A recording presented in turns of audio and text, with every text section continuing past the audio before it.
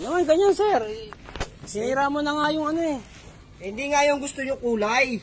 Ang gusto kong kulay, yung kulay pula. Pipilit mo pa yung kulay na ayoko nga yan. Hindi nga, sir. Ang sinasabi ko sa'yo, dapat hindi mo kasi binuksan eh. Babayaran ko to eh. Tingnan mo. Paano ko malalaman? Hindi naman yan yung kulay na gusto ko. Ang hirap sa'yo. Hindi mo kinakakaintindi. Sinabi ko sa'yo, sir, kanina. Pag mo kasing buksan, kasi kung oras na buksan mo yan, babayaran ko yan. Hindi dapat pinapakancel ko na lang sa'yo kanina eh. Hindi nga yan yung gusto ko. Pilit pa eh. Papalo ko pa sa'yo yan, tamo. Hindi. Alam mo sir, kano halaga nito? 1.5 doon. Ako magabayad nito, mag-abono. Magkano na sahod ko ba? Ubonohan ko to. Gusto ko. Hindi nga yan yung kulay na gusto ko. Kulay pula yung gusto ko. Kulay pula, red. Sana in-order mo sir, pula, hindi brown. Delivery ka, di ba? Dapat alam mo yan. Huwag mo sarili, ipapalo sa akin to.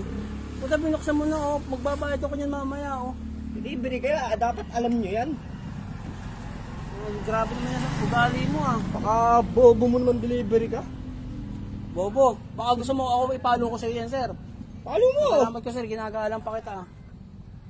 Yung kabobo, ikaw yung bobo, eh. Sabi ko, sir, i-cancel mo na lang.